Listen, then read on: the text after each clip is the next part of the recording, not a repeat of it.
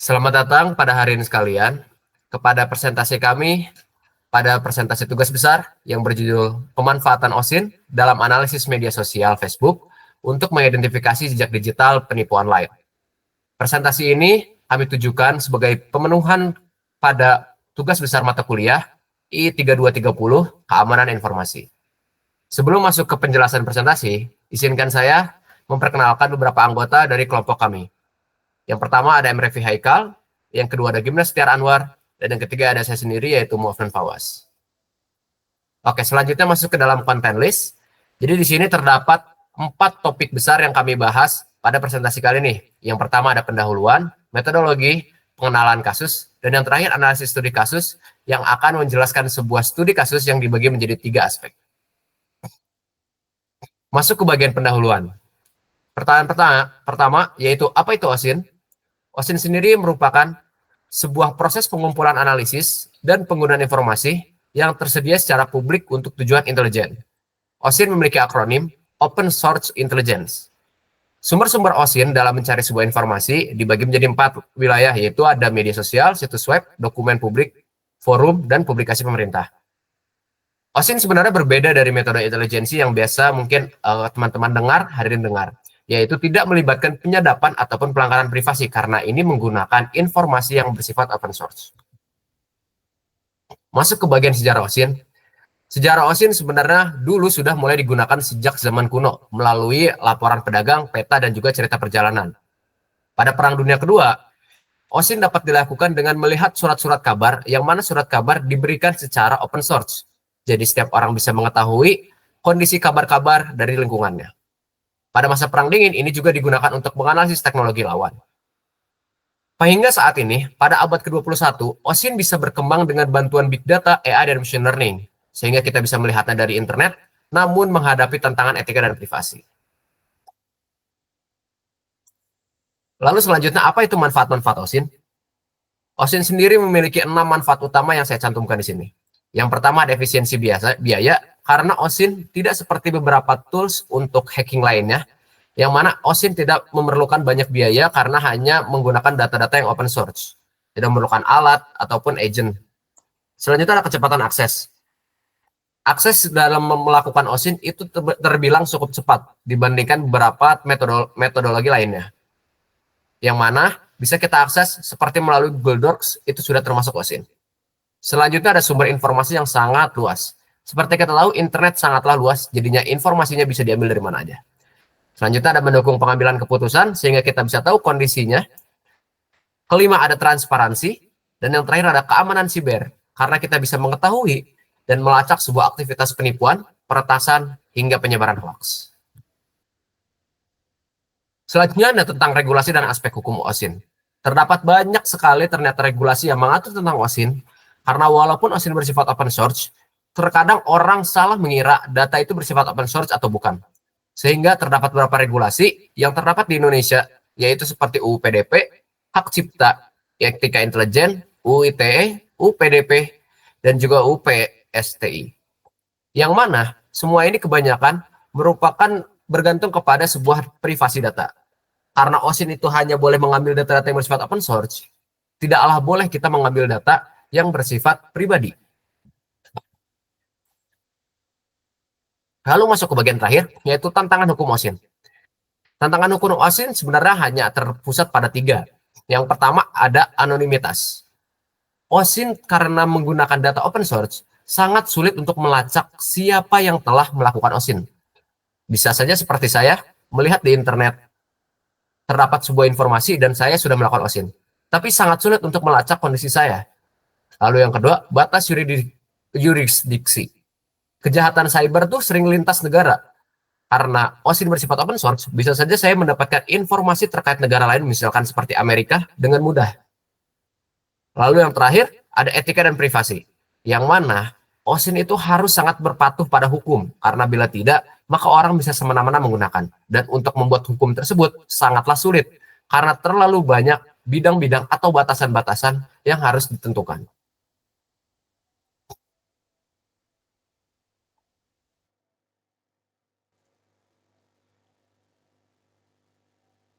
Sekarang masuk ke metodologi pada OSINT. Metodologi OSINT merupakan serangkaian proses yang saling berhubungan untuk digunakan dalam mengumpulkan dan menganalisis informasi yang ada secara bebas dan terbuka. Perlu diketahui bahwa banyak metodologi untuk melakukan OSINT, tapi yang akan dibahas di slide ini adalah beberapa proses umum yang dapat dilakukan untuk membantu. Next. Pertama, masuk ke proses pengumpulan informasinya. Kita membahas tentang tahap pengumpulan informasi OSINT. Ini saya rangkum jadi 6 cara. Yang pertama, perencanaan, yaitu menentukan tujuan dan perumusan masalah yang ingin dipecahkan. Lalu kedua, pengumpulan informasi, mencari dan mengumpulkan informasi dari berbagai sumber terbuka, seperti media sosial, situs web, dan lainnya. Lalu ada verifikasi informasi, yaitu pemeriksaan dan validasi terhadap informasi yang telah dikumpulkan untuk memastikan keakuratan dan keandalan informasi. Lalu yang keempat ada analisis informasi. Jadi informasi yang telah diverifikasi tadi dianalisis dan diidentifikasi pola dan hubungan serta trennya. Lalu dibuat laporan. Hasil analisisnya nanti disajikan dalam bentuk laporan yang mencakup temuan dan rekomendasi. Lalu yang keenam ada monitoring dan pemantauan, melibatkan pemantauan berkelanjutan untuk memastikan informasi tetap akurat dan update.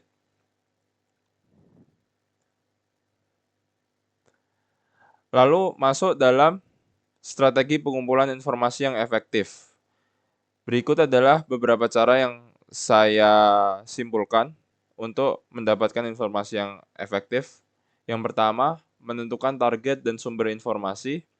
Hal itu bisa dilakukan dengan mengidentifikasi target dan sumber informasi potensial seperti media sosial, situs web, dan database publik. Lalu kedua, menggunakan search engine. Pemanfaatan mesin pencari dengan kata kunci operator boolean untuk menemukan informasi yang relevan. Contohnya, bisa digunakan serangan cyber and Indonesia site kompas.com untuk mencari kata serangan cyber pada situs kompas.com saja. Lalu menjelajahi media sosial, mencari informasi melalui platform media sosial seperti X, Facebook, dan Instagram, menggunakan hashtag, akun target, dan lainnya. Lalu yang keempat, pemanfaatan public database, menggunakan public database untuk memperoleh informasi, lalu bisa menggunakan API, mengambil data dari sumber tertentu seperti situs web atau media sosial melalui API. Lalu yang keenam, menjelajahi dark web, yaitu mencari informasi yang terindeks oleh mesin pencari di dark web menggunakan aplikasi seperti Tor browser. Yang ketujuh, mengembangkan jaringan, membangun hubungan dengan individu atau kelompok yang memiliki informasi yang relevan atau sumber daya untuk mengumpulkan data. Lalu yang ke-8, melakukan observasi, mengumpulkan informasi secara langsung melalui surveillance, pengamatan, atau metode observasi lainnya. Next. Masuk ke bagian lainnya, yaitu sumber informasi. Sumber informasi akan saya bagi menjadi dua, sumber informasi online dan offline. Berikut adalah sumber informasi online. Yang pertama adalah search engine. Itu contohnya adalah Google, Bing, Yahoo, dan mesin pencari lainnya. Biasanya mencari nama individu atau informasi profil melalui Google, sehingga tidak ada batasan dalam pencariannya. Yang kedua, melalui sosial media, itu berupa Facebook, X, Instagram, LinkedIn, dan lainnya. Lalu situs web, Wikipedia, Glassdoor, dan lainnya. Lalu ada public database, bisa database penerbangan jika ingin melihat alur terbang pesawat, perkapalan jika ingin melihat alur pelayaran, lelang, dan lainnya. Aplikasi dan platform, bisa menggunakan WhatsApp, Skype, Zoom, misal menyelidiki kejahatan cyber melalui pesan WhatsApp, lalu bisa melalui forum dan komunitas online seperti Reddit, Quora, dan platform diskusi lainnya untuk membantu menyelidiki kasus penipuan melalui forum online. Dan berikut adalah beberapa sumber informasi offline.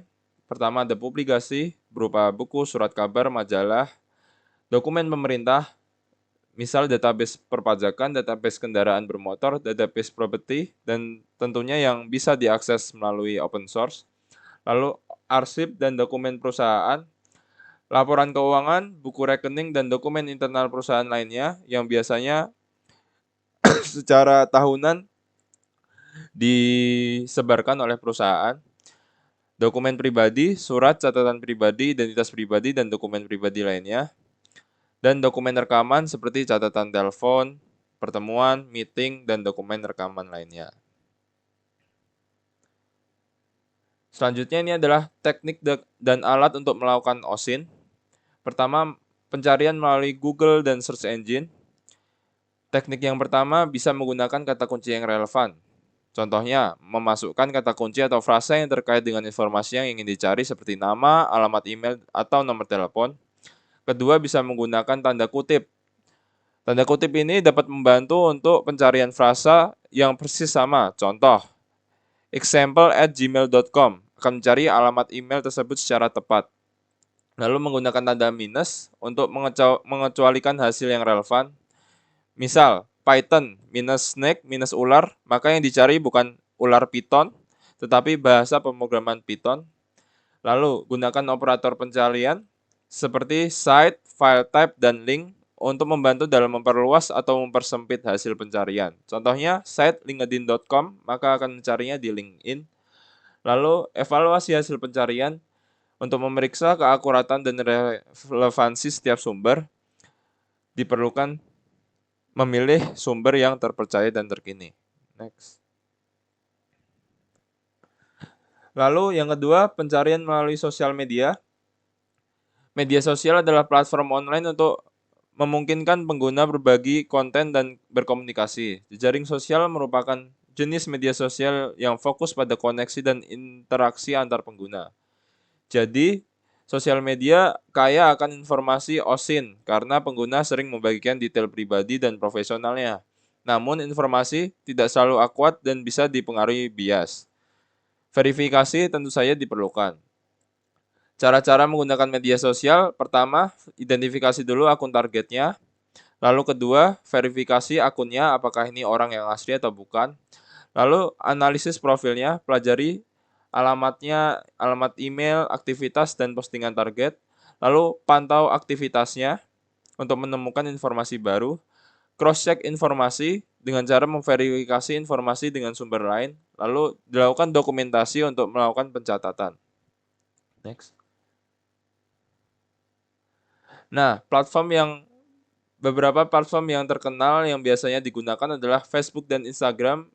Biasanya untuk mencari aktivitas keseharian pribadi target, lalu dianalisis untuk mencari pengikut dan siapa saja yang diikuti oleh target. Lalu X dan Twitter biasanya dilakukan untuk mencari apa tren dan opini publik yang paling disukai oleh target.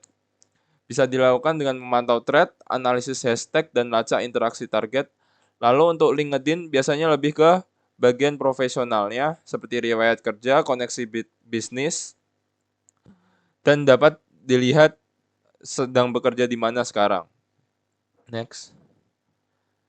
Lalu ada pencarian melalui dark web. Pencarian melalui dark web ini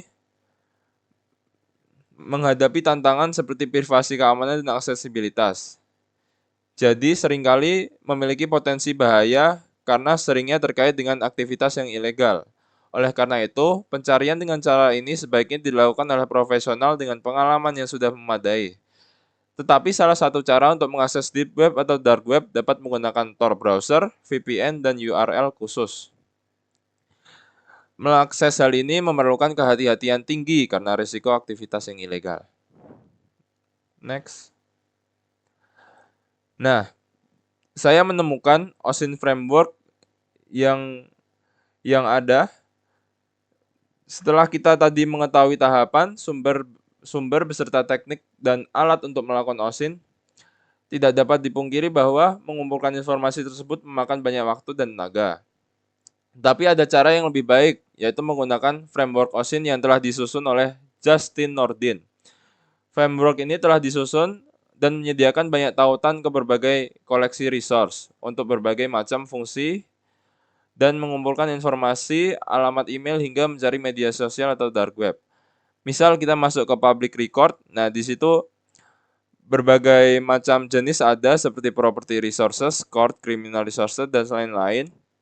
Nah, di situ nanti akan diarahkan ke web yang dapat digunakan untuk mencari informasi-informasi tersebut.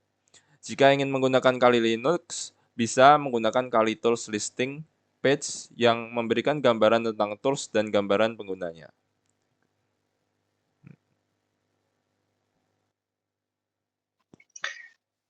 Oke, selanjutnya kita bakal masuk kepada pengenalan studi kasus.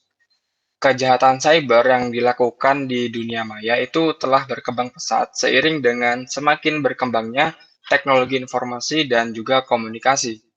Fenomena ini mencakup berbagai macam tindak kejahatan yang dilakukan dengan memanfaatkan teknologi digital untuk menipu individu maupun organisasi dengan tujuan untuk memperoleh keuntungan yang dilakukan secara ilegal. Penipuan digital ini bisa terjadi dalam berbagai bentuk seperti penipuan kartu kredit, penipuan identitas, phishing, serta penipuan investasi dan produk yang sebenarnya itu tidak ada. Next.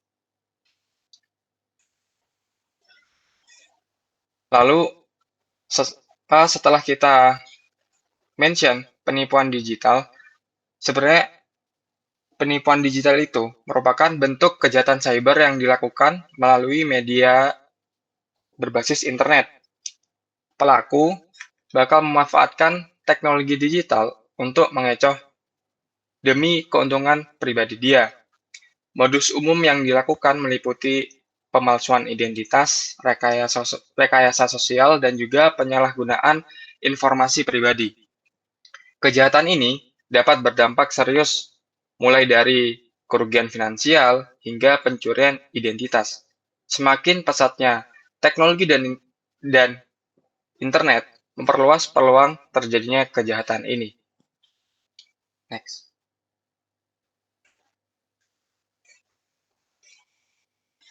Next. Nah, selanjutnya kita bakal masuk kepada fenomena penipuan digital. Untuk bentuk penipuan digital, yang pertama itu ada phishing. Phishing adalah salah satu bentuk penipuan digital yang paling sering terjadi, di mana penipu berpura-pura menjadi entitas yang sah seperti bank maupun perusahaan besar untuk meminta informasi pribadi korban seperti nomor rekening, kata sandi, maupun informasi kartu kredit.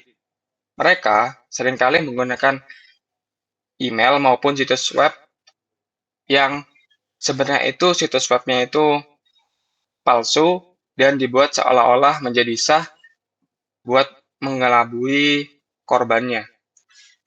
Yang kedua itu ada investasi bodong, di mana penipu itu menawarkan peluang investasi yang menjanjikan keuntungan besar dalam waktu yang relatif singkat. Namun, pada kenyataannya tidak ada investasi dan uang yang dikirimkan itu akan hilang begitu saja. Penipu sering memanfaatkan ketidaktahuan dari korban dan ketergantungan mereka pada media sosial untuk menyebarkan tawaran investasi palsu. Untuk yang ketiga itu ada jual beli online, di mana pelaku itu berpura-pura menjual produk maupun jasa yang sebenarnya tidak ada. Biasanya, korban diminta untuk melakukan pembayaran di awal, namun setelah dibayarkan, produk maupun jasa yang dijanjikan itu tidak kunjung diterima. Next. Lalu, media sosial sebagai sasaran penipuan. Media sosial seperti Facebook, Instagram, dan X menjadi media sosial utama dalam menyebarkan penipuan digital. Karakteristik yang berupa keterbukaan dan viral dengan lebih cepat membuat konten penipuan menyebar dengan sangat cepat. Pengguna sering membagikan informasi pribadinya yang dapat dimanfaatkan oleh penipu untuk menyusun pendekatan penipuan yang meyakinkan. Penipu ini bisa menjangkau ribuan orang tanpa batasan geografis, hanya dengan satu akun maupun satu postingan saja. Next. Teknik penipuan di media sosial. Jadi, seperti yang sudah saya mention tadi, penipu itu dapat membuat akun maupun halaman palsu dengan tampilan yang profesional digunakan untuk menarik perhatian korban. Terus, mereka itu menyertakan testimoni palsu, gambar yang menarik, dan janji dengan keuntungan yang lebih cepat. Algoritma media sosial membantu penyebaran konten penipuan ke audiens luas tanpa adanya validasi. Terus, penipuan itu bisa tampak sangat meyakinkan karena memanfaatkan data pribadi pengguna dan pendekatan secara lebih emosional. Next.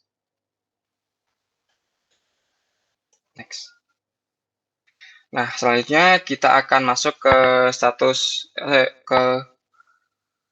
studi kasus investasi bodong di Facebook. Salah satu bentuk penipuan yang sering terjadi di Facebook adalah penipuan investasi bodong, di mana penipuan ini seringkali menyasar individu yang tidak berpengalaman dalam dunia investasi dan mencari cara cepat untuk mendapatkan keuntungan yang sangat besar. Penipuan semacam ini tuh menawarkan investasi dalam bentuk saham, kripto, maupun produk-produk lainnya yang tampaknya sah dengan janji keuntungan yang tinggi dalam waktu singkat. Para penipu memanfaatkan ketidakpastian dan ketidaktahuan korban mengenai resiko yang sebenarnya. Dalam kasus penipuan ini, penipu itu menciptakan grup maupun halaman yang sah dan menceritakan gambar-gambar yang lebih profesional dan menggunakan kata-kata yang menggugah minat dari para korban. Setelah korban menerima tawaran investasi itu, penipu itu meminta mereka untuk mentransfer sejumlah uang untuk memulai investasi awal. Biasanya, penipu akan meyakinkan bahwa dana itu diperlukan untuk pembelian saham, mata uang, dan juga aset-aset yang lainnya. Namun, setelah uangnya itu dikirim, korban tidak mendapatkan hasil yang dijanjikan. Alih-alih mendapatkan keuntungan, uang yang dikirim itu hilang begitu saja, dan penipu bakal menghilang tanpa jejak. Beberapa korban yang merasa ditipu itu meminta pertanggungjawaban, namun grup maupun halaman yang digunakan oleh penipu itu sudah dihapus. Hal ini itu menyebabkan korban kesulitan untuk melaporkan kejadian ke pihak yang berwenang. Next. Dampak dan reaksi dari korban yang pertama, korban akan merasa kehilangan uang dan merasa ditipu, namun sering ragu atau malu untuk melapor. Grup dan akun pelaku biasanya sudah dihapus saat korban sadar ditipu. Banyak korban yang tidak tahu harus melapor kemana dan tidak yakin kasusnya itu bakal ditindak. Hal ini bakal menyebabkan banyak studi kasus yang tidak dicatat dan terus berulang kali.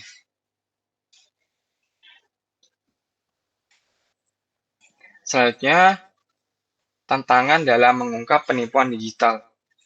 Penipu menggunakan akun palsu, VPN, dan identitas fiktif untuk menyamarkan jejaknya. Seringkali bekerja dalam jaringan yang terorganisir dengan banyak akun pendukung. Sistem deteksi otomatis media sosial belum cukup tangguh untuk melawan taktik baru dari para pelaku. Penegakan hukum juga seringkali terkendala bukti digital dan batas yuridis internasional.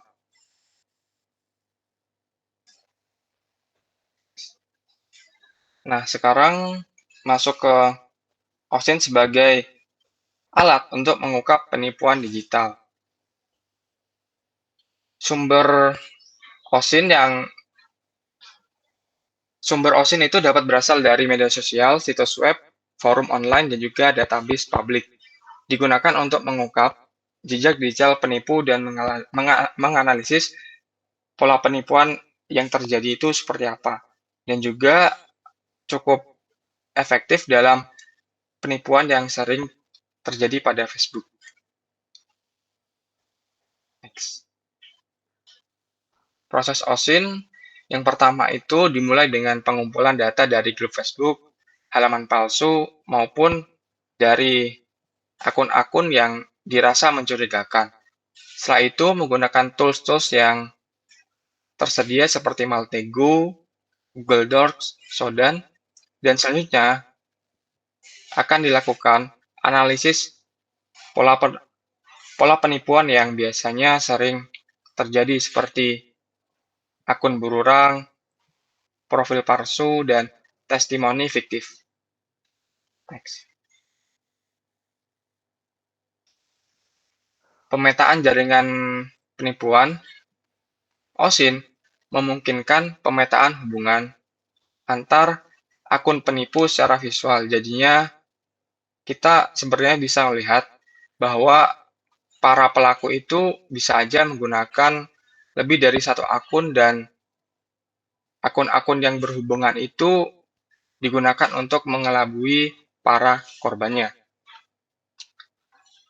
Selanjutnya itu mengidentifikasi. Yang pertama menggunakan gambar profil yang tersedia di internet.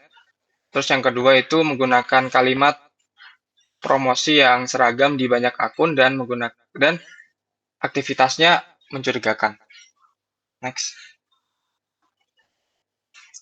Nah, OSIN ini juga bisa digunakan sebagai pencegahan penipuan. Karena OSIN ini dapat digunakan secara proaktif untuk mendeteksi penipuan sebelum penipuannya itu beredar luas. Dan juga dapat membantu platform, aparat, dan juga pengguna dapat mengenali dan menindaklanjuti penipuan itu.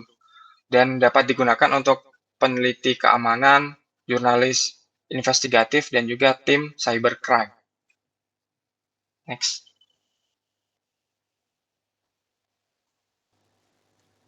Baik, sekarang masuk ke bab analisis studi kasus. Pada bagian ini, kita akan mendalami mengenai penerapan langsung OSIN untuk mengidentifikasi jejak digital penipuan online di media sosial Facebook. Jadi, nanti akan ada 3 penerapan OSIN yang dilakukan. Penerapan OSIN dalam membuktikan akun Facebook palsu, lalu ada mengenai penipuan tawaran, lowongan pekerjaan, bansos, dan lain-lain palsu pada Facebook. Lalu ada penipuan jual beli barang pada Facebook. Kita masuk ke penerapan OSIN dalam pembuktian akun Facebook palsu terlebih dahulu. Pendekatan OSIN dalam membuktikan akun Facebook palsu dapat sangat berguna dalam menyelidiki, mengidentifikasi, dan memverifikasi secara efisien. Akun Facebook palsu akan saya kategorikan menjadi 2 bagian.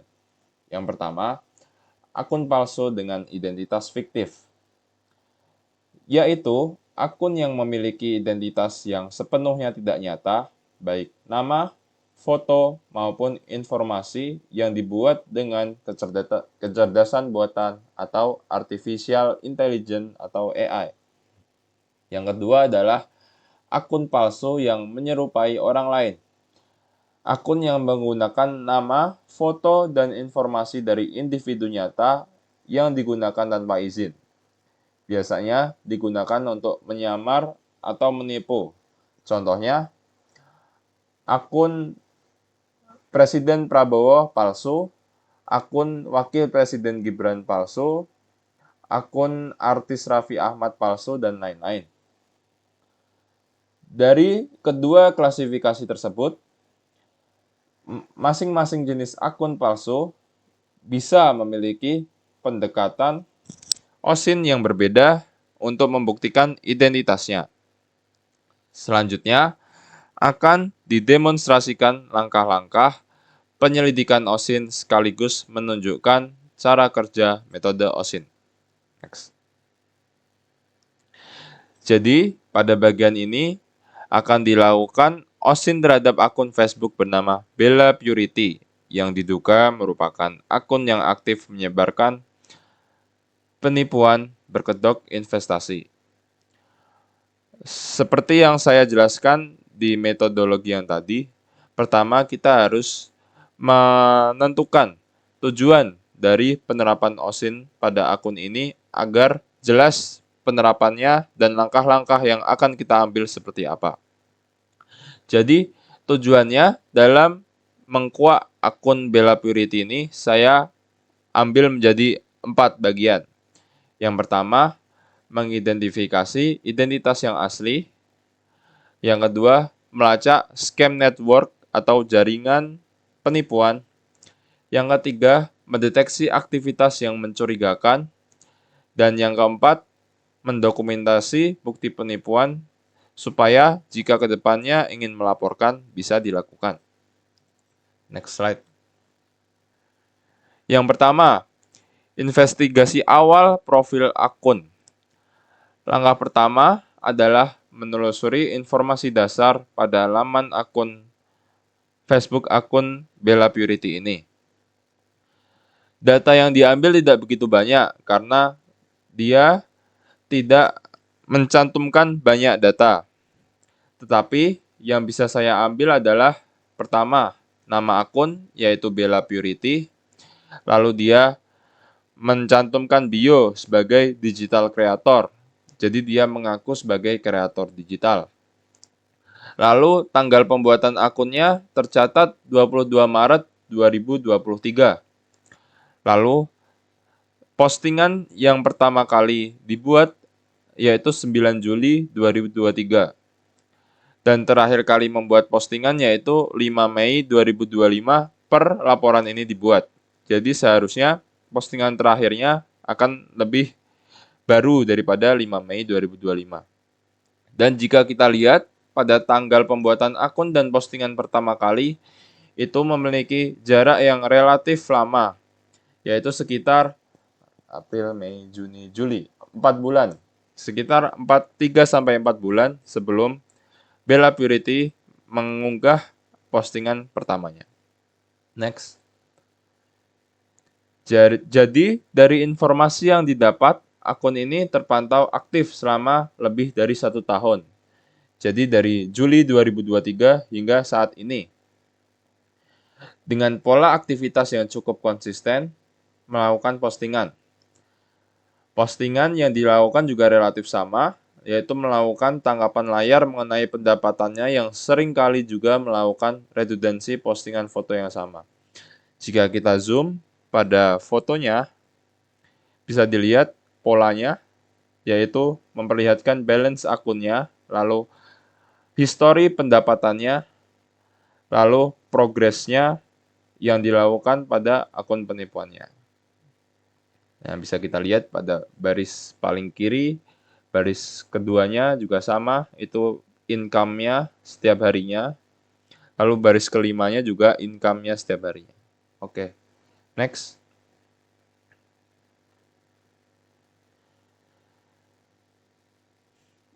Lalu langkah pertama yang saya lakukan untuk mencari keaslian akun ini, yaitu melakukan verifikasi foto profil dan postingan. Verifikasi ini dilakukan untuk memeriksa apakah foto profil yang digunakan merupakan rekayasa atau diambil dari identitas orang lain, dan memeriksa keasliannya ini saya menggunakan beberapa tools untuk melihat foto atau menganalisis foto. Tools yang saya gunakan adalah 1. Google Image, kedua TinEye, dan ketiga Yandex Image. Dan pada Google Image saya mendapatkan dua hasil yang sama persis. Next.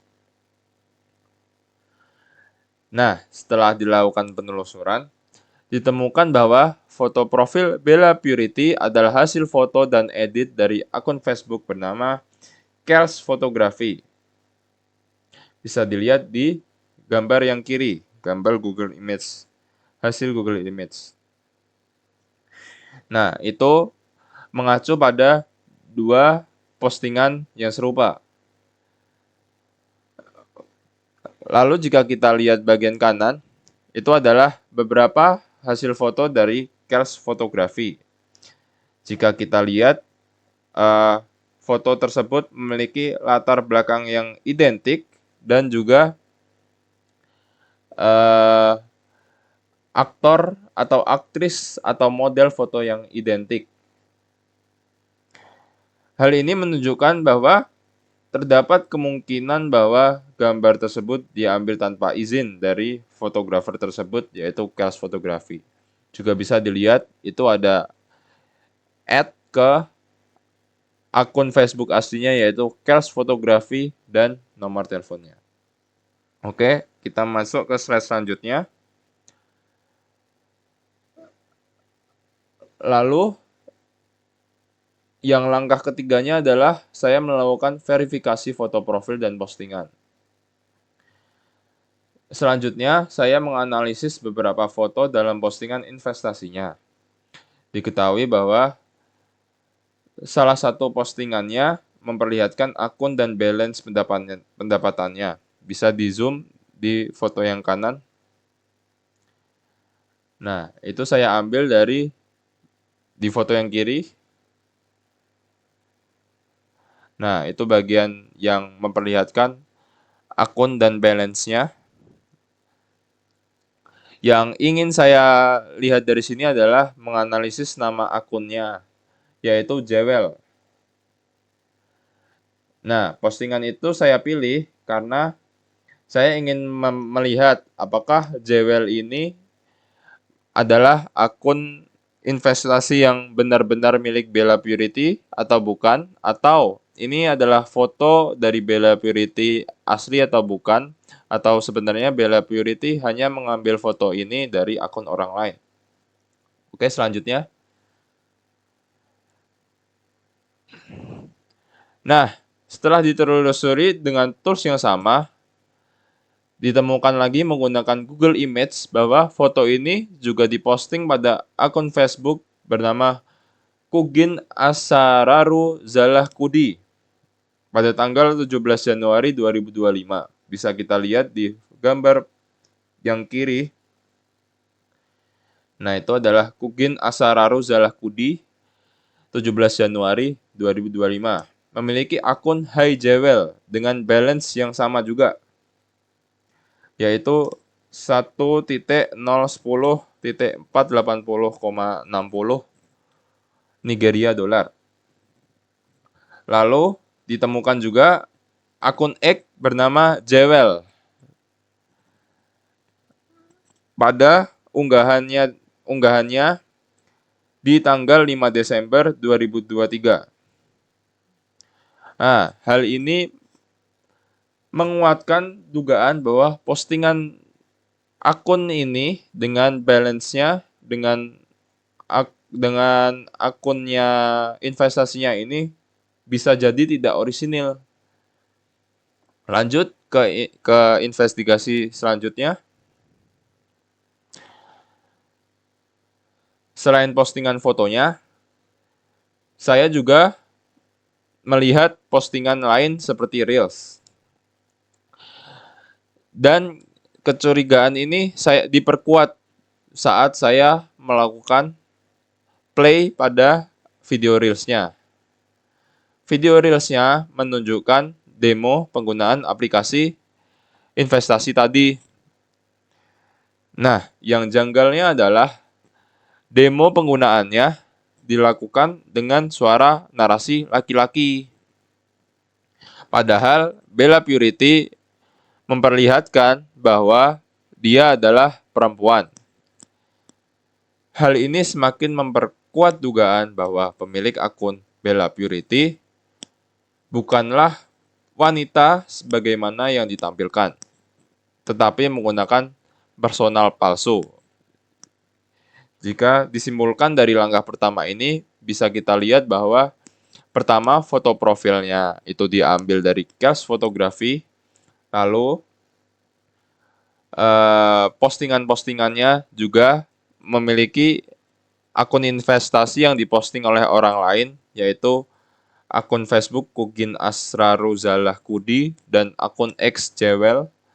Lalu yang ketiga, kita memiliki bukti bahwa demo yang dilakukan oleh akun Bella Purity ini bukan oleh dirinya sendiri, tetapi menggunakan suara laki-laki sehingga memperkuat kemungkinan bahwa akun ini palsu. Next. Nah, setelah tujuan pertama terlihat, sedikit terlihat bahwa akun ini bukan akun asli, tetapi kita harus melakukan cross-check dengan sosial media lain. Maka saya melakukan pelacakan username dan identifikasi digital. Selanjutnya, saya melakukan pengecekan username dan identity tracing pada akun Bella Purity menggunakan tools. Yang pertama, instant username search, bisa dilihat, itu bisa melihat akun Instagram, TikTok, YouTube, Twitch, dan lain-lain yang serupa namanya. Lalu akun What's My Name yang juga sama, memperlihatkan akun-akun lain. Lalu ada usersearch.org. Next. Jadi, saya menemukan bukti menggunakan tools username search. Ditemukan bahwa terdapat akun dengan profil berbeda pada aplikasi Facebook dan TikTok yang bernama sama. Contohnya kita lihat pada gambar TikTok ada Bella Purity Amarachi.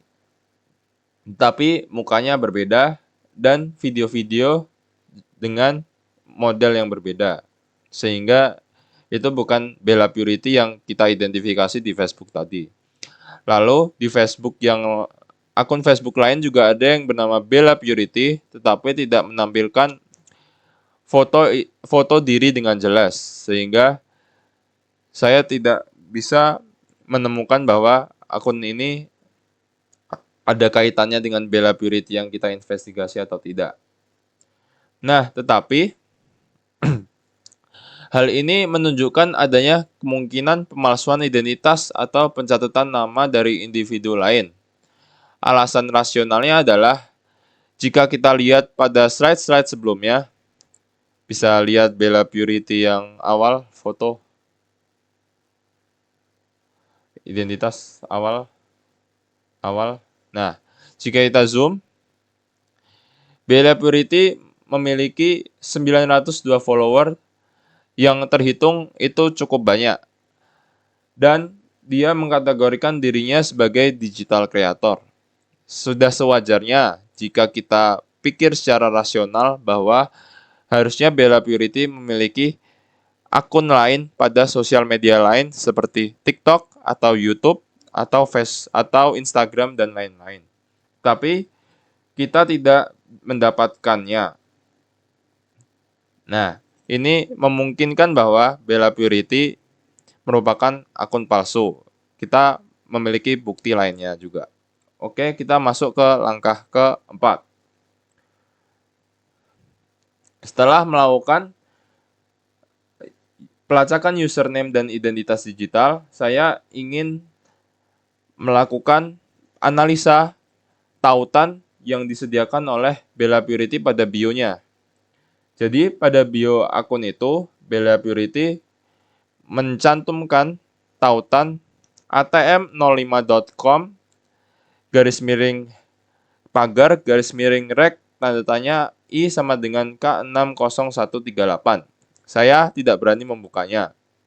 Tetapi saya menganalisanya menggunakan tools bernama Scam Advisor. Jadi tools ini digunakan untuk memperlihatkan keaslian apakah link yang saya kirimkan ini penipuan atau tidak. Dan didapatkan pada link yang diberikan oleh Bella Purity pada akun Facebooknya bahwa nilai kepercayaannya yang diberikan oleh Scam Advisor adalah 36/100 untuk trust score-nya.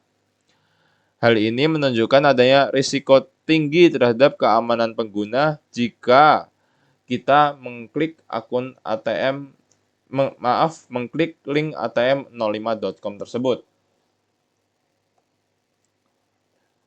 Jadi, berdasarkan analisis pada postingan yang ada, situs ATM05 menawarkan penghasilan dengan menghubungkan akun WhatsApp pengguna untuk digunakan sesuai kepentingan mereka ke dalam sistem. Hal ini sangat berisiko tinggi karena akun WhatsApp dapat digunakan pada aktivitas yang tidak sah seperti pesan spam, penipuan, atau bahkan menyamar sebagai korban untuk menjaring korban baru. Next. Untuk memperluas analisis mengenai tautan ini, saya juga mencari tautan ini menggunakan Facebook Search supaya saya tahu apakah ada akun lain yang mencantumkan tautan yang persis sama. Setelah saya mengcopy dan paste tautan tadi ke Facebook Search, ditemukan bahwa ada satu akun yang sangat aktif membagikan tautan yang sama secara konsisten, yaitu Nelson Edemoko. Jika kita zoom pada postingan kedua, itu merupakan postingan kedua pada gambar kedua. Nah, bisa dilihat dia menggunakan gambar yang tengah. Gambar yang ada linknya. Menggunakan link yang sama, yaitu atm05.com /hashtag /rec tanda tanya I sama dengan K60138.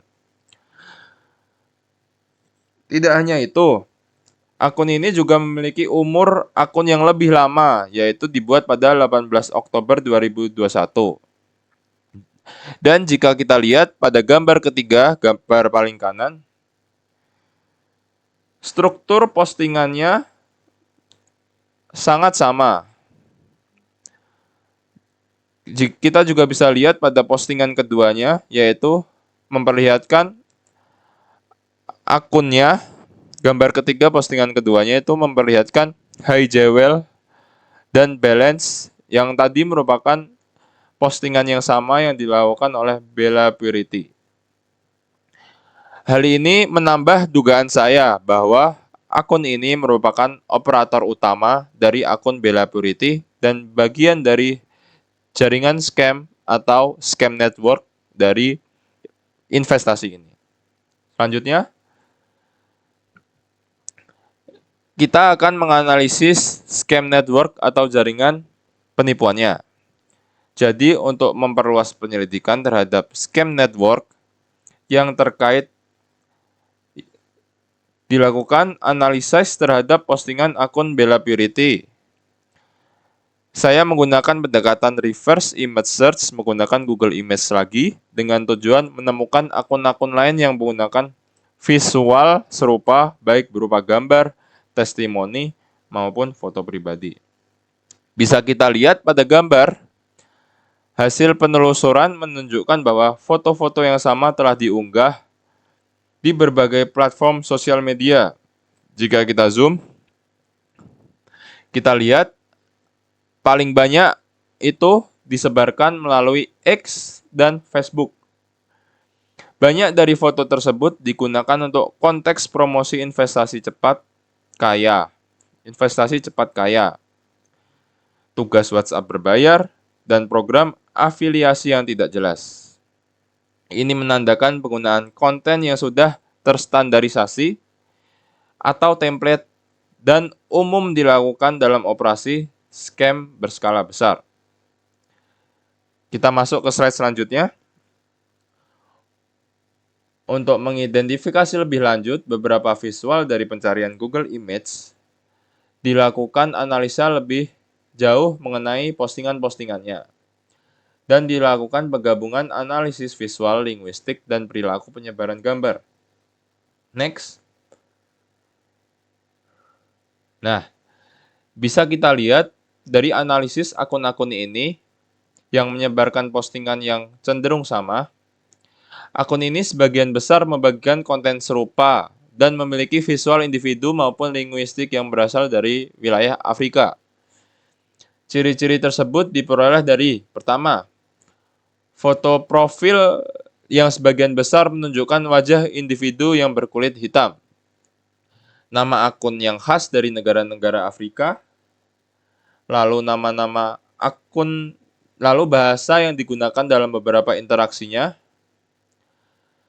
seperti komentar, yaitu menggunakan bahasa Inggris Nigeria atau Pidgin English. Lalu ada mata uang yang digunakan yaitu Naira yang merupakan mata uang Nigeria. Jika kita lihat pada gambar-gambarnya, jika kita zoom, nah pada postingan pertama itu ada mata uang Nigeria, lalu di komentarnya itu ada menggunakan bahasa Inggris, tetapi bahasa Inggris yang kita juga tidak tahu, seperti Onye Odinaka to Ome BG Oji Now. Lalu di gambar kedua itu juga namanya Kofi Gandoki dengan bendera yang berasal dari benua Afrika juga. Lalu foto profilnya juga orang kulit hitam yang sepertinya orang Afrika. Lalu bisa kita lihat balance-nya juga dolar Nigeria. Lalu yang postingan ketiga itu juga menggunakan bahasa Inggris dengan struktur kata seperti bahasa Inggris Nigeria, juga dengan balance yang menunjukkan itu dolar Nigeria. Oke, selanjutnya.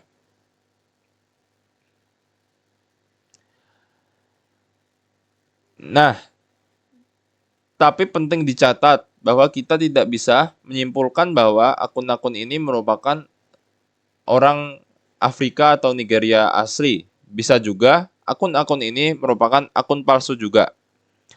Banyak di antaranya menampilkan pola yang mencurigakan seperti interaksi yang tidak organik, aktivitas promosi, dan kemungkinan menggunakan foto profil curian.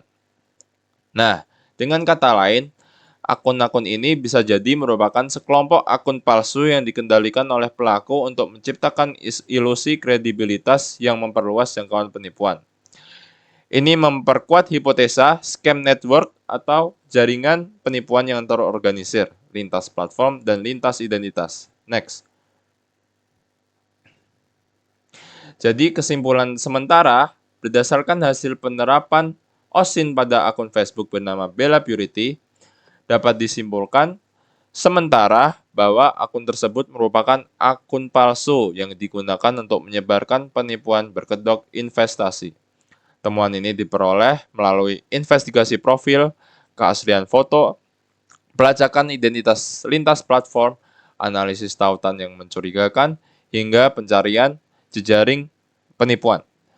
Verifikasi visual menunjukkan bahwa foto yang digunakan berasal dari fotografer asal Nigeria, bukan foto asli, dan penggunaan suara laki-laki pada video Reels, padahal akun Bella Purity mengklaim bahwa dirinya perempuan, memperkuat dugaan bahwa akun ini dijalankan oleh pelaku penipu.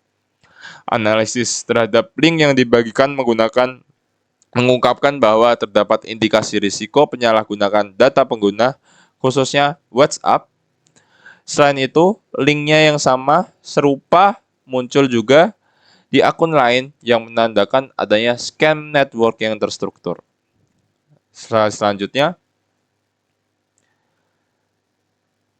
pola penggunaan gambar yang digunakan untuk mencari scam network juga menunjukkan kesamaan dan kemirikan mencolok dalam bahasa, gaya komunikasi, dan identifikasi visual pada akun-akun lain seperti penggunaan foto individu kulit hitam, nama khas Afrika, serta gaya bahasa Inggris Nigeria. Jadi, Dari indikator-indikator ini seperti bahasa, konteks seksual, postingan, mata uang yang digunakan dalam promosi, dapat disimpulkan bahwa salah satu sasaran utama dari penipuan ini kemungkinan besar adalah masyarakat Nigeria atau komunitas Afrika. Berbagai cara yang penipu lakukan bertujuan untuk memanfaatkan kesamaan budaya sebagai strategi meyakinkan calon korban. Jadi, bisa jadi kemungkinan akun-akun Afrika lain yang memposting postingan yang sama itu juga merupakan akun yang tidak asli atau mencuri identitas orang Afrika lain.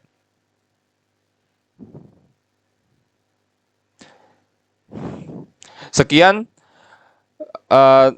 mengenai penerapan OSINT dalam membuktikan akun palsu. Lalu akan dilanjut ke kasus berikutnya. Selanjutnya, penerapan OSINT juga tidak hanya bisa dibuktikan untuk membuktikan akun-akun palsu di Facebook, tapi bisa juga untuk membuktikan tawaran-tawaran yang palsu. Tawaran apa yang dimaksud? Oke, sebagai bahasan pada kasus kita kali ini, kami mengambil bahasan terkait tawaran, salah satunya yaitu tawaran seperti lowongan-lowongan pekerjaan. Penipuan akibat tawaran palsu ini seringkali sudah terjadi di Facebook. Facebook menjadi sarana dalam penyebaran informasi, termasuk tawaran hadiah, lowongan pekerjaan, atau informasi dan berita lainnya. Namun, banyak oknum seringkali menyalahgunakan platform ini untuk melakukan penipuan berbasis social engineering. Social engineering ini seperti penipuan yang memang memberikan sebuah informasi terlihat seperti asli, tapi ternyata itu hanyalah sebuah phishing ataupun baiting. Nah, beberapa korban dari Facebook umumnya tertarik karena hal ini dapat memberikan kebutuhan dia yang memang sedang berkurang dan juga kurangnya kewaspadaan terhadap kredibilitas tawaran. Salah satu kasus yang ingin diambil yaitu kami meninjau sebuah postingan lowongan pekerjaan dari BUMN PT Reksta Multiusaha atau KS Service. Lantas, apakah lowongan pekerjaan ini asli atau hanya sekedar penipuan? Sebelumnya, saya akan menunjukkan dan melakukan zoom terkait postingan dari Infoloker BUMN ini. Nah, jadi dari postingan lowongan kerja ini diposting oleh akun bernama Infoloker BUMN 2025 pada 5 April tahun 2025 kemarin. Lalu lowongan kerja ini berinformasikan bahwa kerjanya dalam bentuk walk-in interview dalam posisi pramugara maupun pramugari dengan beberapa kualifikasi umum seperti warga negara Indonesia, berpenampilan menarik, usia 18-40 tahun, dan pendidikan minimal SMA atau sederajat.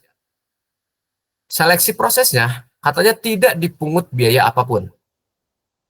Mengapa postingan-postingan terkait lowongan pekerjaan itu dapat menarik?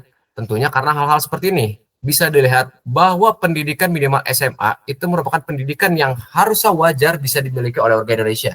Sehingga ini menjadikan bahwa pendidikan ini menjadi dasar yang sangat mudah untuk bisa dimasukkan.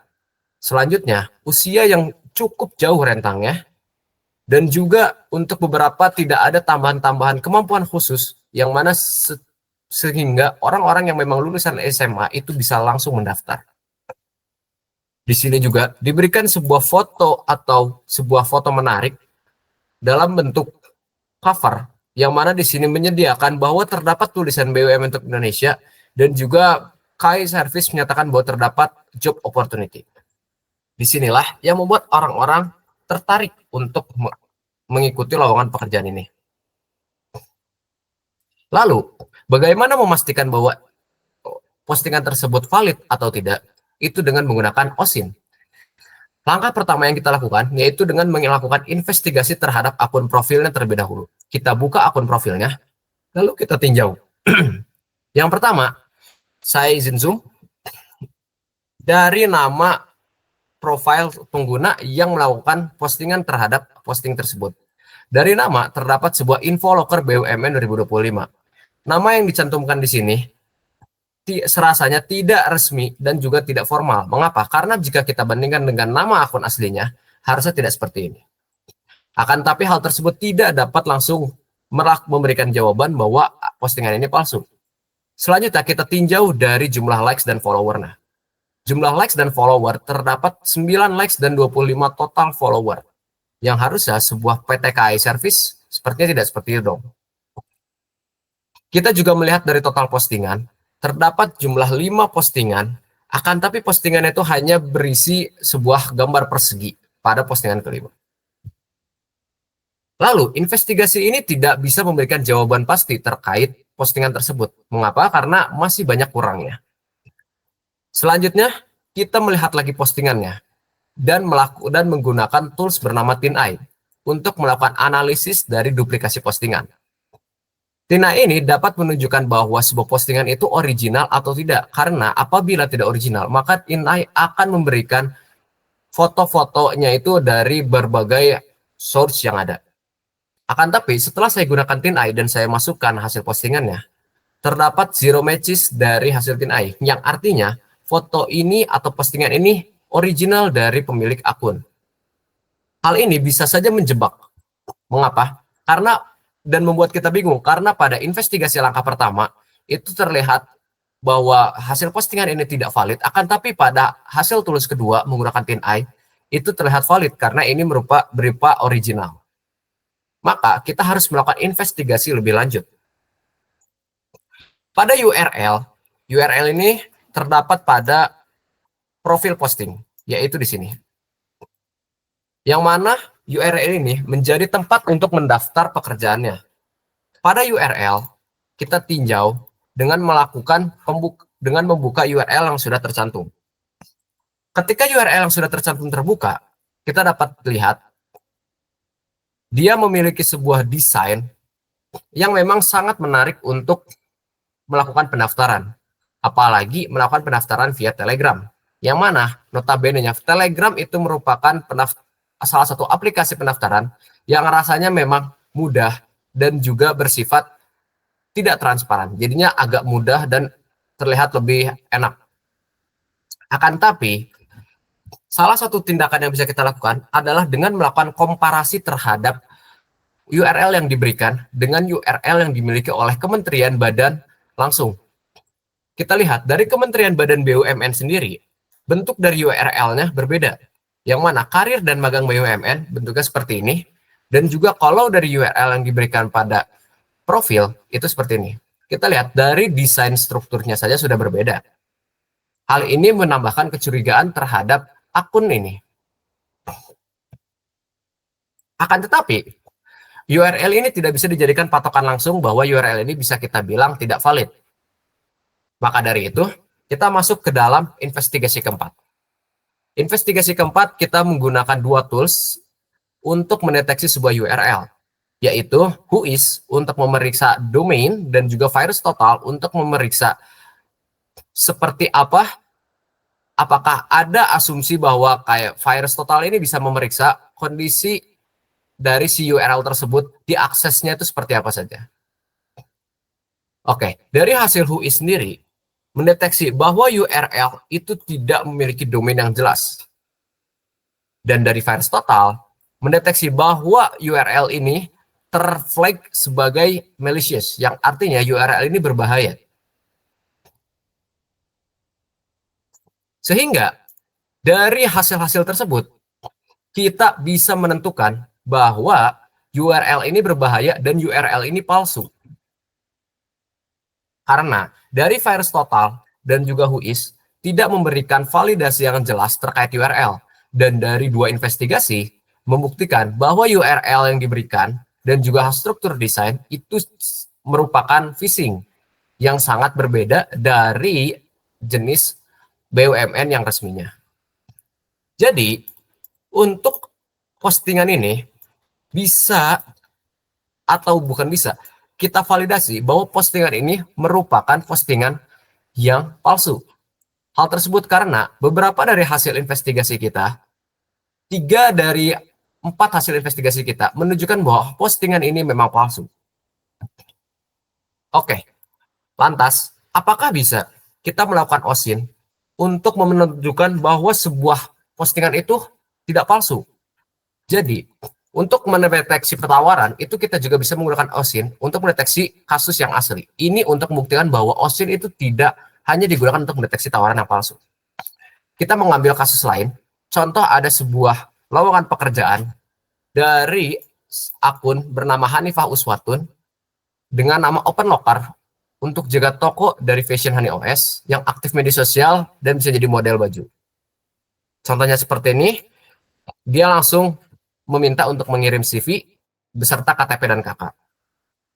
Kalau Anda lihat, postingan ini terlihat tidak lebih meyakinkan daripada postingan yang sebelumnya. Mengapa? Karena postingan sebelumnya terlihat bersifat formal. Kalau kita boleh mundur ke yang sebelumnya, oke. Terlihat bersifat formal dengan terdapat kualifikasi umum dan juga kata-kata interview yang mana bisa mengacu kepada, oh ini tertarik untuk pekerjaan. Akan tetapi, apakah lowongan pekerjaan ini palsu? Oke, jadi fenomena ini kita bisa lakukan juga dengan teknik OSINT. Seperti biasa, langkah investigasi pertama yang kita lakukan adalah dengan melakukan investigasi terhadap akun profil. Di sini, kita meninjau dari URL-nya terlebih dahulu. URL-nya terlihat bahwa nama URL terakhir adalah honeyallshop 9. Honeyallshop 9, bila kita samakan atau bandingkan dengan nama pengguna, itu bisa jadi sesuai. Karena pada nama pengguna di akhir terdapat ada namanya Honey OS atau Honey All Shop. Di sini bahwa menunjukkan bisa saja ini memang akun asli dari pertama kalinya yang ini dibuat. Kan tapi belum menunjukkan bahwa postingan tersebut valid. Selanjutnya, untuk lebih memastikan akun ini sebenarnya asli atau tidak, itu kita bisa meninjau dari jumlah follower dan juga beberapa hasil dari postingannya. Jumlah follower yang dimiliki oleh Hanifah Uswatun yaitu sebesar 17.000 follower. Dengan beberapa identifikasi profilnya yang jelas, seperti dia bekerja dari mana, belajar di mana, tinggal di mana, dan juga asli mana.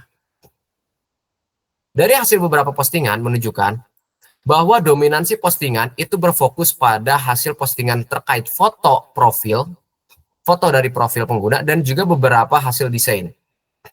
Di sini menunjukkan bahwa memang dari postingan bisa saja menunjukkan bahwa akun ini valid karena dia memang yang melakukan postingan tersebut. Akan tapi, kita melakukan investigasi lebih lanjut. Karena pada profil sebelumnya terdapat beberapa informasi terkait nomor WhatsApp dan juga contoh link, kita bisa melakukan investigasi lebih lanjut terkait postingan, tidak hanya terkait profil akun. Karena bisa saja profil akun terpercaya, akan tapi postingannya itu palsu. Kita tinjau dari nomor WhatsApp-nya menggunakan tools bernama Get Contact. Di sini kita bisa mengetahui nama dari akun, nama dari nomor telepon yang dicantumkan, yaitu bernama Honey OS dan juga admin Honey OS. Kedua nomor yang diberikan itu terlihat valid ternyata, karena namanya sesuai dengan nama pada akun profil pengguna.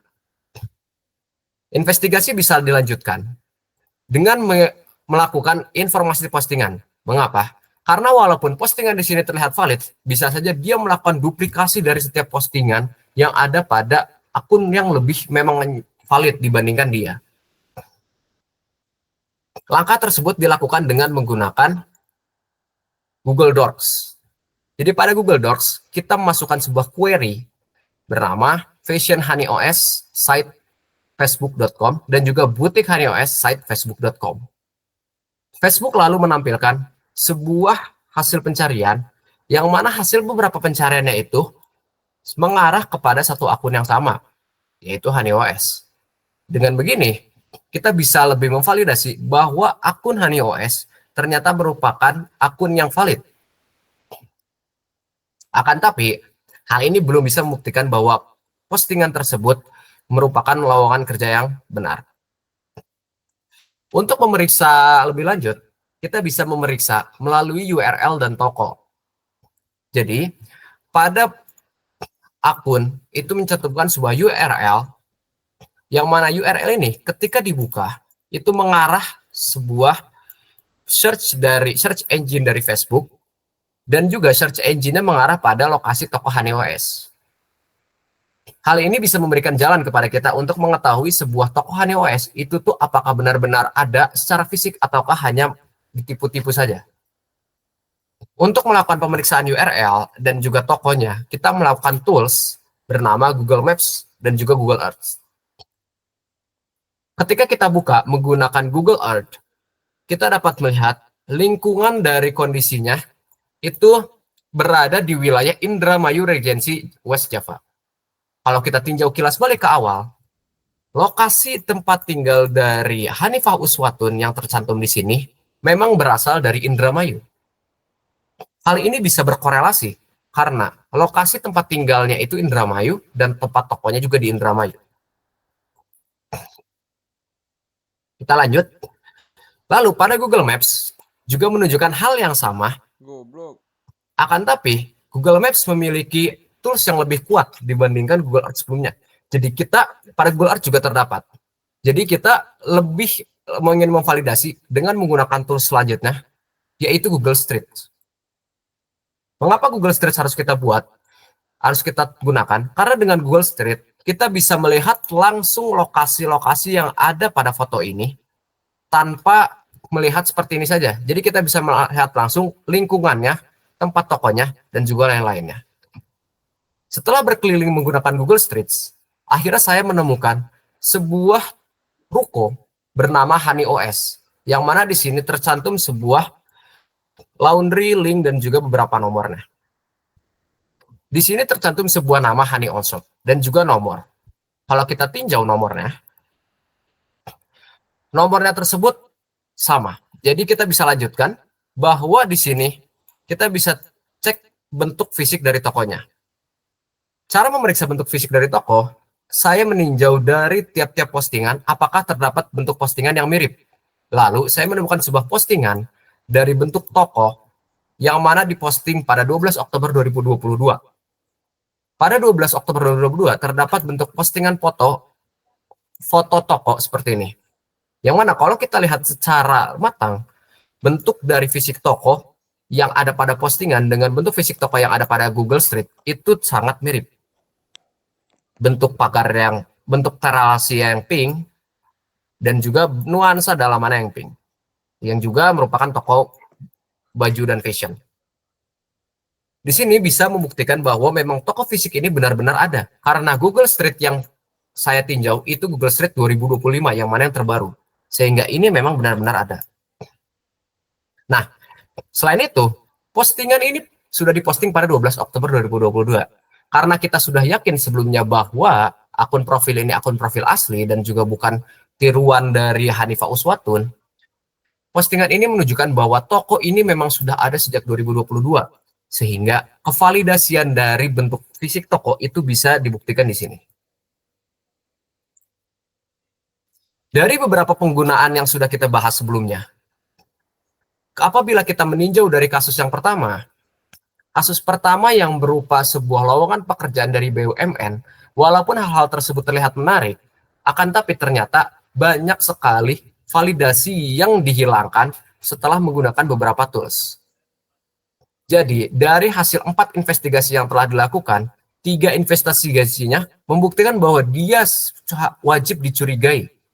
Karena pertama, bentuk URL-nya berbeda dari URL asli yang dari BUMN, dan yang kedua yaitu hasil Whois dan juga VirusTotal membuktikan bahwa URL tersebut berbahaya, dan yang ketiga akun profilnya terlihat seperti akun profil palsu karena postingan-postingannya tidak jelas dan juga hanya ada satu tiba-tiba postingan yang ternyata membuka lowongan pekerjaan. Walaupun menggunakan TinEye itu bisa benar, akan tapi di sini membuktikan bahwa OSINT itu tidak boleh menggunakan salah satu tool saja, tapi harus menggunakan validasi dari beberapa tools. Lalu kita tinjau ke kasus kedua. Pada kasus kedua, kita dapat simpulkan bahwa lowongan pekerjaan ini dapat dipercaya, akan tapi bisa lebih diyakinkan dengan melakukan kontak terhadap nomor yang telah dicantumkan dan melakukan tindak pertanyaan secara langsung, sehingga kita bisa lebih mengetahui kondisinya secara aktual. Akan tapi dari seluruh investigasi yang dilakukan pada kasus kedua, semuanya menunjukkan validasi dari akun keaslian akun pengguna dan juga postingannya. Dimulai dari jumlah profile, jumlah likes dan follower pada profile, lokasi tempat tinggal profile yang ternyata selaras dengan lokasi toko, lokasi fisik toko yang ternyata dapat ditinjau, dapat dilihat dan dapat divalidasi dengan postingan, hingga seperti kondisi pada postingan-postingan menggunakan Google Docs. Sehingga pada kasus kedua itu dapat kita bilang bahwa kasus kedua tersebut merupakan lowongan pekerjaan asli.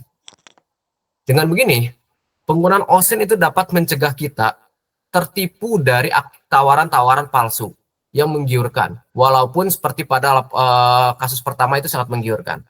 Akan tapi, seperti yang kita bahas, informasi-informasi yang dicantumkan pada tindakan validasi kasus kedua maupun kasus pertama semuanya bersifat open source dan juga sangat sederhana. Mengapa? Karena memang pada sehari-hari kita menggunakan tools seperti GetContact yang mana memang familiar, Google Earth yang mana juga memang mudah untuk digunakan, dan lain-lainnya. Sekian hasil penerapan OSINT dalam membuktikan tawaran-tawaran palsu.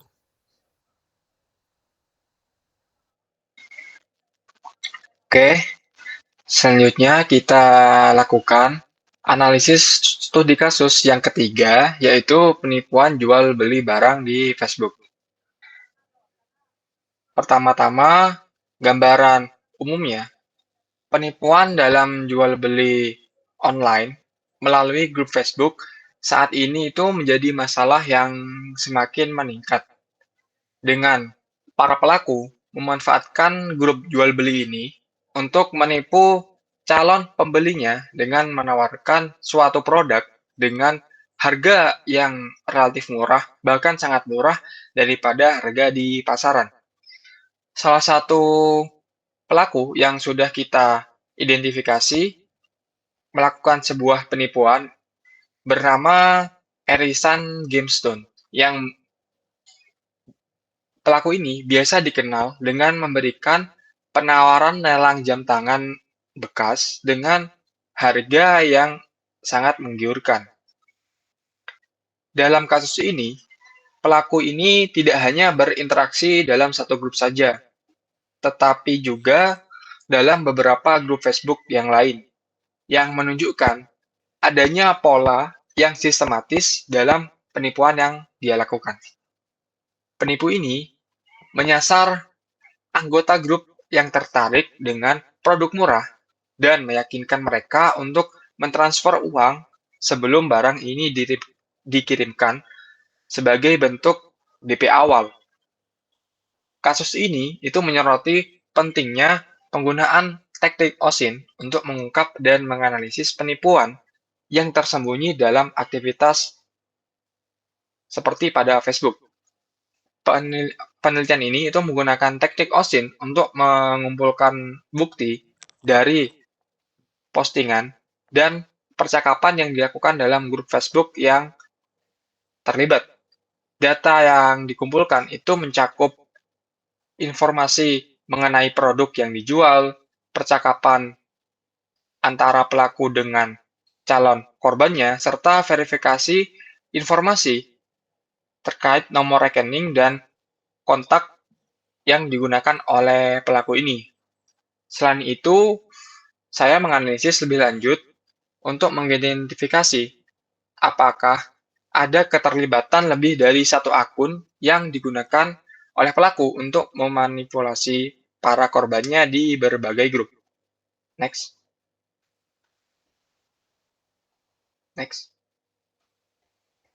Selanjutnya, kita akan melakukan analisis terhadap profil pelaku. Profil Facebook dari pelaku, yaitu Erisan Gamestone, ini tampaknya terlihat lebih profesional dan meyakinkan dengan dirinya itu mengklaim menjual jam tangan dan batu cincin yang sifatnya itu asli dan memiliki garansi penuh. Dan juga profil ini juga diikuti oleh lebih dari 5.000 teman. Namun, pada kenyataannya tidak ada bukti transaksi yang valid ataupun produk yang dikirimkan kepada pembelinya, yang di sini itu sebagai korbannya juga. Dalam informasi yang diperoleh, di sini itu terdapat dua website yang disebutkan oleh pelaku dalam profilnya, yang kemungkinan besar itu juga digunakan untuk memberikan kesan yang lebih profesional dan terpercaya. Pelaku ini juga memberikan nomor WhatsApp 089521975714 yang digunakan untuk berkomunikasi dengan para korbannya.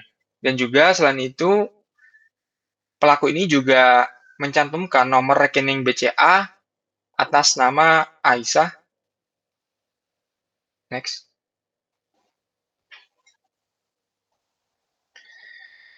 Selanjutnya, untuk deskripsi kasusnya, dalam kasus ini itu dimulai dengan pelaku yaitu Erisan Gemstone yang memposting tawaran lelang jam tangan bekas di grup Facebook jual beli jam tangan, dan pelaku ini menggunakan jam yang dilelang itu merupakan jam yang bisa dibilang cukup mewah, tapi dengan biaya open bid-nya itu hanya 700.000 dan bid-nya itu hanya 50 sampai 100.000 yang bisa dilihat pada gambar sebelah kiri. Bisa di zoom. Nah, di sini itu dia menjual jam tangan Oris Skeleton, di mana jam ini itu harganya jutaan. Tetapi sang pelaku ini hanya bid-nya itu hanya 50 sampai 100.000 dan juga open bid-nya cuma 700.000. Sudah.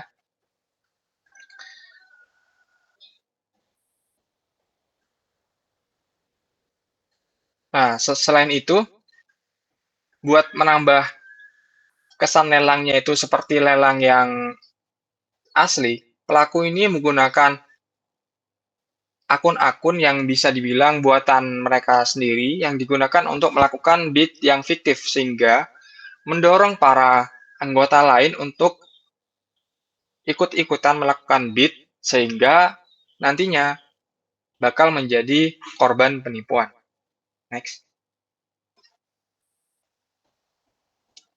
Nah, untuk modus penipuannya, setelah korban ini tertarik dengan lelang yang dilakukan, pelaku ini mengerahkan mereka untuk melakukan chat di WhatsApp untuk menyelesaikan transaksinya. Lalu, korban ini diminta untuk mentransfer sejumlah uang ke rekening yang tertera. Bisa dilihat di sini itu pada gambar sebelah kiri, bisa di zoom. Itu untuk transfernya ke rekening Aisyah dengan nomor 6270372544 yang sesuai dengan slide di awal. Dan juga nomor WhatsApp-nya ini sesuai dengan yang disertakan di awal. Namun, setelah pembayaran ini dilakukan, barang yang dijanjikan ini itu tidak pernah dikirimkan. Dan pada akhirnya, korban ini tidak dapat menghubungi pelaku lagi karena sudah diblokir, sehingga menambah keyakinan bahwa pelaku ini melakukan tindak pidana penipuan. Terus, investigasi juga dilanjutkan bahwa menunjukkan pelaku ini itu tidak hanya beraksi dalam satu grup. Di sini ini terdapat admin yang dia itu telah memperingatkan para anggotanya bahwa Erisan Gemstone ini itu tidak hanya bergabung di satu grup saja, melainkan sudah viral juga di grup yang lain bahwa dia itu melakukan jual beli batu cincin dan permata, yang juga di grup itu pelaku juga melakukan tindak pidana penipuan. Oke, next. Selanjutnya, saya melakukan teknik pengumpulan informasi yang informasinya saya dapat dari profil yang disertakan oleh pelaku. Dalam profil Facebook pelaku, terdapat dua link yang dicantumkan, yaitu amanah.aman.terpercaya dan juga gamestone.indonesia. Bisa dilihat pada gambar sebelah kiri, boleh di zoom. Itu ada dua link yang disertakan, yaitu yang sudah saya sebutkan tadi. Link-link ini itu terlihat memberikan kesan bahwa pelaku ini seorang penjual yang terpercaya dengan menawarkan produk asli seperti jam tangan dan batu cincin dengan harga yang menarik. Namun, setelah saya lakukan pengecekan, saya menemukan bahwa kedua link ini itu tidak dapat diakses, yang menunjukkan bahwa website ini itu tidak ada dan juga tidak aktif, seperti pada gambar ini. Situsnya tidak ditemukan. Hal ini itu sangat mencurigakan karena kita itu tidak dapat memverifikasi keberadaan dan kredibilitasnya itu seperti apa. Keberadaan situs ini juga yang tidak dapat diakses juga menunjukkan bahwa pelaku ini seperti memiliki niat buat mengelabui korbannya dan juga dapat melakukan tindak pidana penipuan. Oke, next. Untuk teknik pengumpulan informasi yang kedua, di sini saya melakukan analisis dengan cara melihat interaksi yang terjadi dalam proses lelangnya. Dalam lelang yang dilakukan oleh pelaku, ditemukan pola yang mencurigakan terkait dengan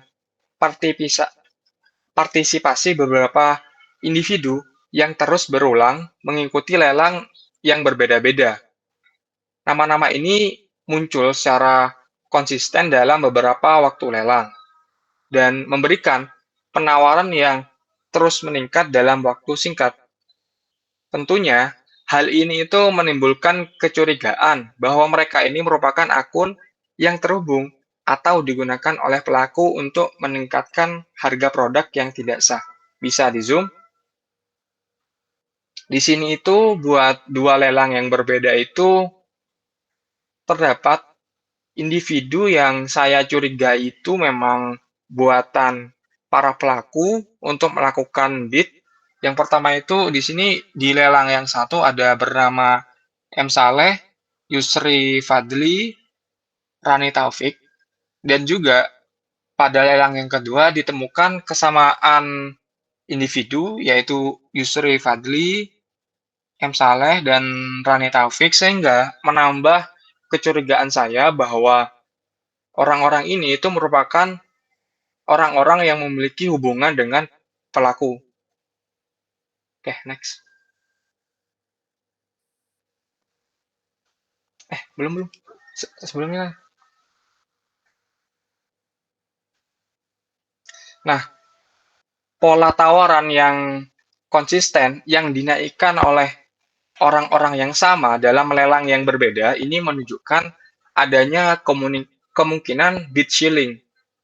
Artinya sebuah lelang itu diikuti oleh seseorang yang berpura-pura menjadi seorang pembeli untuk meningkatkan harga barang tanpa niat untuk benar-benar membeli barang itu.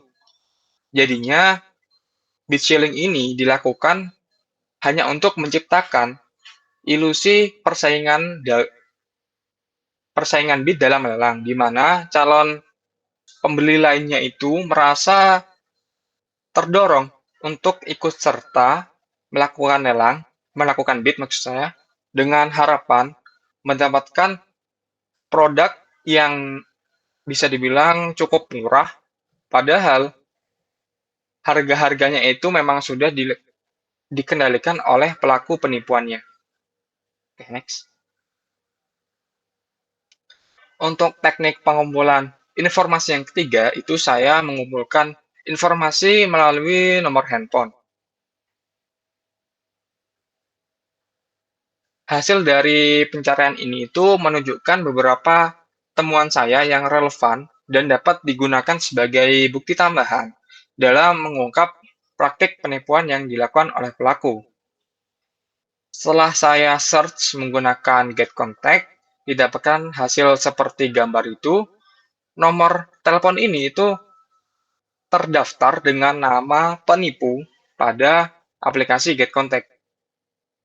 Tentunya, hal ini itu memberikan indikasi yang sangat mencurigakan terkait dengan aktivitas penipuan. Karena nama tersebut secara langsung bahwa nama yang ada pada nomor handphone ini itu telah dikenal dalam komunitas sebagai pihak yang terlibat dalam tindak pidana penipuan. Selain itu bisa dilihat pada komentar-komentar negatif dari para pengguna lain. Di sini pada gambarnya itu terdapat suatu komentar yang mengindikasikan bahwa nomor ini itu telah melakukan tindak pidana penipuan, yang dimana terdapat seorang korban yang kecewa dan memberikan peringatan kepada pihak lain untuk tidak melakukan transaksi dengan orang ini. Dan juga nomor ini itu telah ditandai oleh orang lain sebanyak 37 kali, sehingga menunjukkan bahwa telah banyak orang yang melaporkan dan mengidentifikasi nomor ini itu sebagai tindak pidana penipuan. Oke, next. Teknik pengumpulan informasi yang ketiga itu saya melakukan cek nomor rekening. Itu saya melakukan cek rekening dari website cekrekening.id.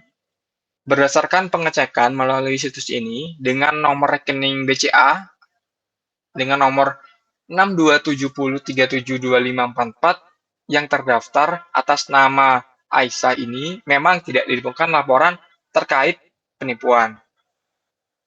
Meskipun tidak ada laporan resmi yang ditemukan dalam website ini itu, bukan berarti rekening ini itu merupakan rekening yang aman untuk melakukan transaksi. Hal ini itu hanya menunjukkan bahwa rekening ini itu bisa saja belum dilaporkan dalam sistem yang dikelola oleh cekrekening.id. Lalu untuk pencarian yang kedua, saya itu melakukan pencarian melalui Google. Seperti pada gambar ini itu saya melakukan query site facebook.com dan nomor rekeningnya 6273037544 in URL post. Setelah dilakukan pencarian, bahwa nomor rekening itu seringkali disebutkan dalam beberapa postingan di grup Facebook dan forum online lainnya dilaporkan sebagai bagian dari tindak pidana penipuan. Salah satu contoh hasil pencarian itu ditemukan pada grup Facebook itu banyak akun-akun yang mengingatkan para calon korbannya ini untuk tetap waspada terhadap penipuan yang dilakukan. Oke, sudah.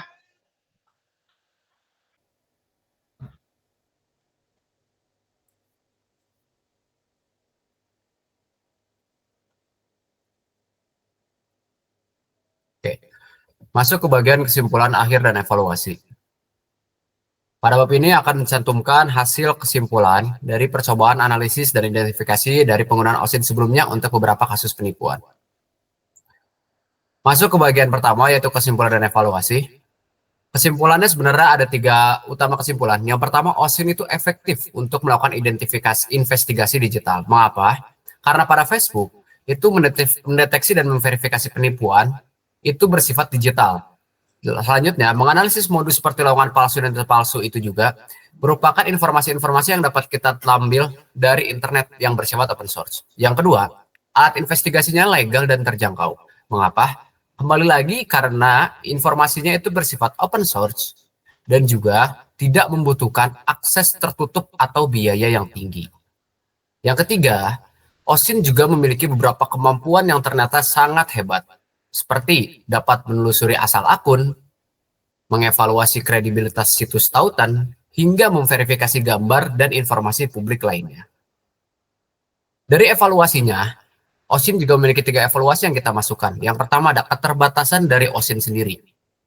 OSINT memiliki beberapa keterbatasan, diantaranya informasinya terbatas karena terdapat pengaturan privasi, karena kita tidak bisa melihat privasi orang secara gamblang. Yang kedua, pelaku dapat menyamarkan identitas dengan akun palsu atau domain anonim. Yang kedua, pentingnya triangulasi data. Triangulasi data itu karena data-data yang kita ambil dari hasil OSINT itu tidak bisa diambil satu saja dan langsung kita jadikan validasi. Itulah mengapa dari beberapa hasil penggunaan OSINT kita pasti memiliki tools lebih dari 1, bahkan minimal 3. Karena kita membutuhkan platform untuk validasi silang. Yang ketiga, fleksibilitas OSINT. Yang pertama, tidak hanya untuk membongkar penipuan ternyata OSINT itu. Yang kedua, mampu juga untuk memverifikasi informasi yang benar. Seperti contoh, verifikasi lowongan kerja yang ternyata valid. Nah, ada beberapa tools yang direkomendasikan. Tadi saking banyaknya tools yang bisa kita rekomendasikan, beberapa tools yang dicantumkan seperti pertama terdapat Google Docs. Google Docs merupakan sebuah pencarian seperti kita mencari di Google, akan tapi menggunakan sebuah query, sehingga kita bisa mencari konten yang tersembunyi atau spesifik, yang biasanya tidak bisa ditemukan dengan mencari di Google seperti biasa. Seperti menggunakan yang sebelumnya yaitu site atau apa, dan lain-lain, menggunakan sebuah string dan juga lainnya. Selanjutnya Google Image dan TinEye. Ini digunakan untuk memeriksa apakah gambar yang digunakan itu merupakan hasil duplikasi atau pernah digunakan di tempat lain. Karena Google Image atau TinEye memeriksa komparasi antara kesamaan suatu gambar dengan gambar lainnya apabila ada. Selanjutnya ada VirusTotal, URL Void, dan juga Whoislookup, yang mana berfungsi untuk menganalisis reputasi, keamanan, dan identitas dari domain suatu tautan yang dibagikan. Seperti yang dilihat bahwa banyak sekali tadi banyak URL yang kita periksa terlebih dahulu sebelum bahkan kita akses. Yang keempat ada GetContact dan Truecaller. Ini digunakan untuk memverifikasi identitas publik dari nomor, bisa diambil dari nomor WhatsApp atau nomor telepon lainnya, sehingga kita bisa mengetahui siapa nama dari pemilik nomor telepon dan juga tagar-tagar yang diberikan oleh orang lain, sehingga kita bisa mengidentifikasi lebih awal nomor tersebut apakah valid atau penipuan sebelum kita melakukan kontak terhadap nomor tersebut. Yang kelima yaitu Google Maps dan Google Earth. Berguna untuk memverifikasi apakah lokasi fisik dari suatu kondisi atau lokasi itu benar-benar ada sesuai informasi. Yaitu yang juga sebenarnya Google Maps dan Google Earth disertai oleh tools bernama Google Street yang mana bisa kita cek secara lokasi, yang mana bisa kita cek secara point of view dari kita sendiri. Selanjutnya yang keenam ada checkreckoning.id, layanan yang berfungsi yang disediakan oleh Kominfo untuk memeriksa reputasi nomor rekening, yang bisa saja nomor rekening tersebut digunakan dalam transaksi-transaksi yang mencurigakan. Selanjutnya, yang terakhir kita gunakan ada pencarian manual dan Google Dorking. Ini mirip seperti Google Doc biasa, tapi pencariannya dilakukan dengan pencarian manual terhadap suatu akun media sosial yang digunakan untuk profiling akun Facebook atau Instagram sesuai kasus kita, guna menilai kredibilitas dan pola aktivitas akun penyebar informasi. Nah, dengan banyaknya tools ini, sebenarnya tools-tools ini yang disantumkan di sini merupakan beberapa sudah familiar di beberapa kalangan awam, yang mana bisa digunakan dengan kemampuan teknis yang bahkan tidak harus spesifik dan tidak harus tinggi, dan tanpa biaya sedikit pun. Beberapa tools yang memang kita sarankan yang mudah digunakan tanpa memerlukan keahlian teknis, seperti yang pertama Google Images atau TinEye. Google Images atau TinEye dapat digunakan langsung tanpa biaya dan prosesnya sangat cepat. Selanjutnya ada virus total untuk memeriksa apakah URL itu aman sekiranya bila kita akses. Jadinya tidak langsung asal akses, jadi dengan virus total kita bisa mengetahui lebih awal kira-kira website itu tuh aman atau tidak. Selanjutnya get contact, yang mana juga merupakan tindakan mitigasi sebelum kita menghubungi seseorang, jadi kita bisa lebih tahu, oh kira-kira ini orang bagaimana validasinya. Dan terakhir, Google Docs, yang mana kita bisa lebih mengetahui pencarian spesifik yang memang membutuhkan sedikit keahlian teknis karena hanya perlu menghafal satu query sebenarnya untuk bisa melakukan pencarian Google Docs.